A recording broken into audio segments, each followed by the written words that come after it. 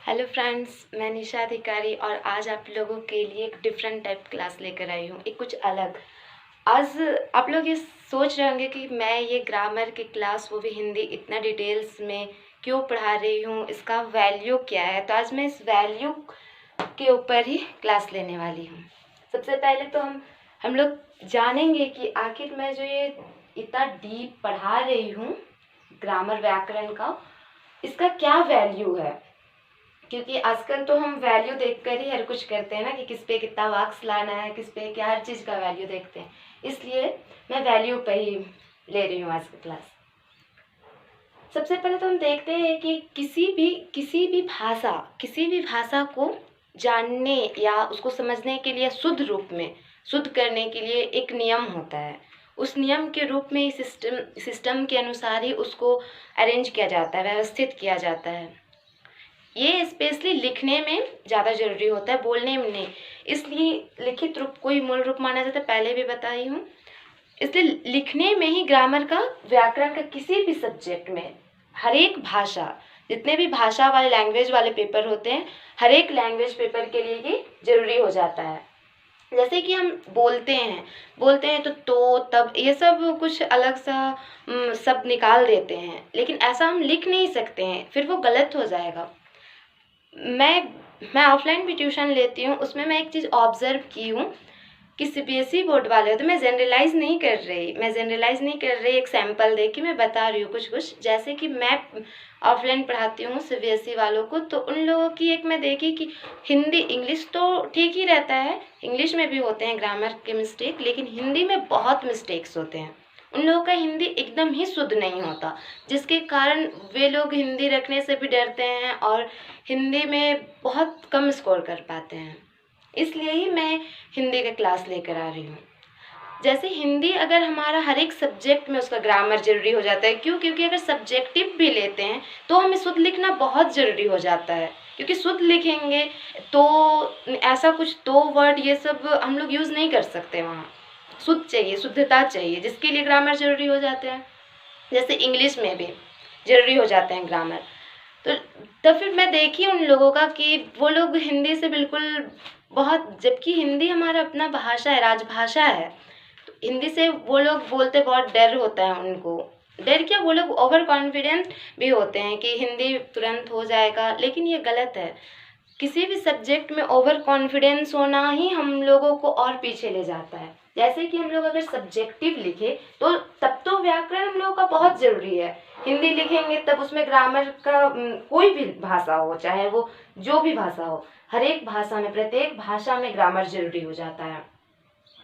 अगर हम लिखते हैं तो पूरा शुद्ध वहाँ चाहिए, जो कि बोलने में हम लोग नहीं करते हैं। जब एग्जामिनर जब कॉपी चेक करते हैं तो वो अशुद्धियों के कारण ही बहुत सारे मार्क्स काट लेते हैं। जैसे कि अगर हम कंपटीशन बेस्ड एग्जाम लिखते हैं, तब उसमें भी शुद्धि वाले कुछ क्वेश्चंस आते हैं।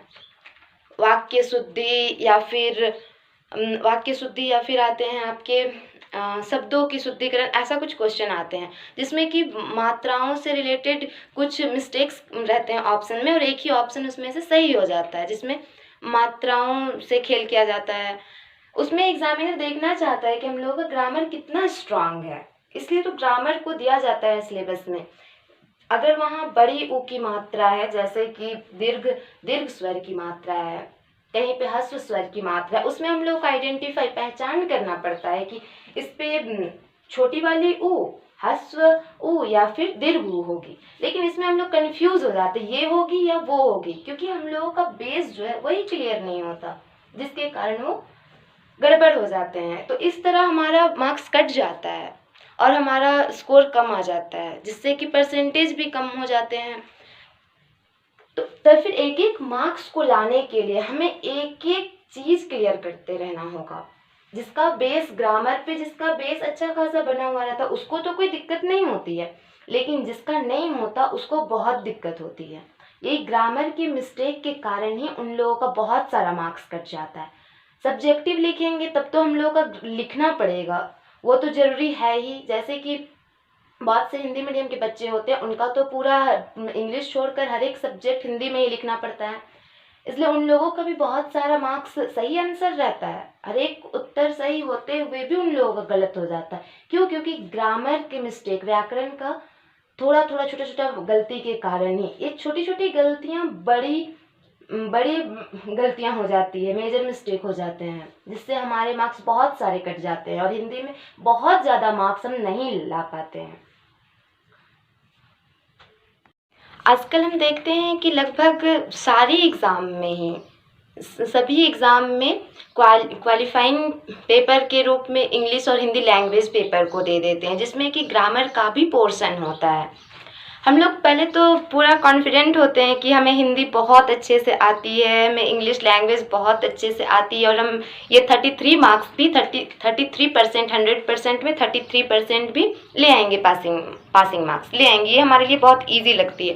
लेकिन जब हम क्वेश्चन अटेम्प्ट करते हैं ना, तब हमें पता चलता है कि नहीं, लगता है कि ये आंसर सही है, हाँ ये सही है, ये सही है, लेकिन वो गलत हो जाते हैं। क्यों? क्योंकि उसमें छोटे छोटे मिस्टेक्स हमारे वही गलत कर देते हैं। जैसे कि मैं अभी बताइए, आ का मात्रा, ई की मात्रा, दीर्घ उच्चारण, ह्रस्व उच्चारण, कम समय में उच्चारण, ऐसा वाला हम लोग बड़ी मात्रा की जगह में छोटी मात्रा दे देते हैं, छोटी मात्रा की जगह में बड़ी मात्रा, ऐसे हम लोग नॉर्मली लिखते हैं, नोट्स वगैरह कॉपी पे बनाते हैं, तो ग्रामर को कभी हम लोग बहुत नज़रअंदाज कर देते हैं। अब एग्ज़ाम में आ जाता है, जैसे कि कल मैं बताई थी गुरु लिखने का, जिसमें कि छोटी ऊ और बड़ी ऊ में और रुपये लिखने में अंतर होते हैं। अब उन दोनों में हम लोगों की एक आदत बनी हुई रहती है कि ये हर्षु के जगह में, हस्व के जगह में दीर्घ ऊ लगाने की और दीर्घ के जगह में हस्व लगाने की, ऐसी आदत बनी हुई रहती है, जिस कारण हम लोग एग्ज़ाम में भी कंफ्यूज हो जाते हैं कि सेम सेम सेम लगते हैं, सारे ऑप्शन ही सेम लगते हैं। अब हमें ये समझ में नहीं आता कि आंसर ये सही है कि ये सही है, इसमें हम गड़बड़ कर देते हैं। ये एक हमारी बहुत बड़ी गलती होती है, जिसके कारण और मार्क्स कट जाते हैं। और भी बहुत सारे ग्रामर में पोर्शन होते हैं, उन सब में भी हम लोग बहुत नज़रअंदाज करते हैं कि नहीं ये, लेकिन अगर हम इसे ज़्यादा समय ना दें, व्याकरण पढ़ने में, ग्रामर पढ़ने में ज़्यादा समय ना दें, अगर 10 मिनट करके भी बचपन से ही या फिर थोड़े 5 क्लास 6 क्लास ऐसे से ही हम अगर सुधार करते जाएँ ना, 3 क्लास से ऐसे सुधार करते जाए, तो वो एक हैबिट बन जाएगी, हमें सही सही लिखने का एक आदत बन जाएगा कि हाँ हम पूरा सही लिखेंगे, सही सही लिखने का। तब फिर क्या होगा ना कि हमें ऊंचे क्लास में या कंपटीशन के एग्ज़ाम लिखने में वो गड़बड़ नहीं होगा। अब अचानक हम अशुद्ध लिख लिख के आदत है, अब हम जब कंपटीशन का तैयारी कर रहे हैं तब उसको टाइम भी देना नहीं चाहते हैं, क्योंकि हमें और भी सब्जेक्ट पढ़ने होते हैं ना, उसको टाइम नहीं दे सकते हैं, तो उसे फिर से पढ़ना पड़ता है और हम लोग ज़्यादा पढ़ते भी नहीं हैं उसे, इसके कारण भी हम लोगों का वहाँ से कुछ गड़बड़ हो जाते हैं, मार्क्स कट जाते हैं। तो ऐसा क्यों ना किया जाए कि अगर बचपन नहीं, मतलब 3 to 5 क्लास से ही अगर हर एक दिन, प्रत्येक दिन अगर 10-10 मिनट का क्लास, 10-10 मिनट का, या खुद से भी आप लोग पढ़े ग्रामर को 10 मिनट ही, ज़्यादा समय देने की ज़रूरत नहीं है, बस 10 मिनट, तो वो धीरे धीरे वो 10 मिनट ही बहुत स्ट्रॉन्ग कर देगी, आपके ग्रामर को बहुत ज़्यादा स्ट्रॉन्ग कर देगी, जिसके कारण आपको एक्स्ट्रा टाइम भी नहीं लगाने पड़ेंगे, एक्स्ट्रा ग्रामर पढ़ने भी नहीं पड़ेंगे, बस उसी छोटे छोटे 10 मिनट वाले स्टेप से ही आप लोगों का ग्रामर बहुत स्ट्रॉन्ग हो जाएगा। और लिखने के फिर आप लोग खुद ही शुद्ध करने लगेंगे, खुद ही उसको शुद्ध करने लगेंगे, फिर गलती ही नहीं होगी उसमें, एक भी शब्द में गलत नहीं होंगे। आप लोगों को तो पूरा बेस, आप लोगों का फाउंडेशन क्लियर हो जाएगा, पूरा स्ट्रॉन्ग हो जाएगा। फिर क्या होगा, आप लोग गलती नहीं करेंगे लिखने में, जैसे नोट्स बनाएंगे, खुद पढ़ेंगे, ऐसे भी तो नोट्स बनाएंगे तो नोट्स शुद्ध होगा, और जब हम रेगुलरली एक शुद्ध चीज़ को देखेंगे तो हमारे दिमाग में रह जाएंगे कि नहीं ये सही है, ये गलत है। ऐसे करते करते हमारा बहुत स्ट्रांग हो जाएगा और एक्स्ट्रा समय भी नहीं लगेंगे। तो आप लोग, अब मेरी एक हम्बल रिक्वेस्ट है आप लोगों से कि प्लीज़ इस तरह व्याकरण को, हिंदी व्याकरण को भी नज़रअंदाज नहीं करिए।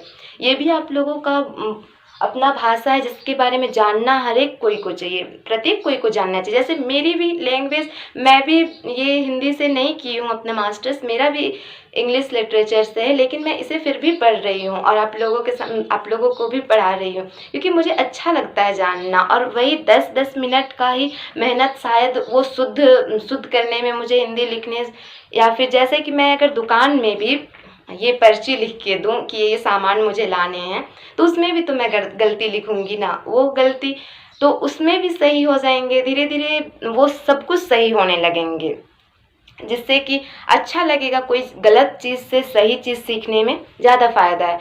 तो बस आप लोग यही रिक्वेस्ट है कि अब इसे नज़रअंदाज नहीं करिए, इसे भी थोड़ा टाइम दीजिए, बस 10 मिनट। बस मैं इतना ही बताना चाहूँगी। Thank you.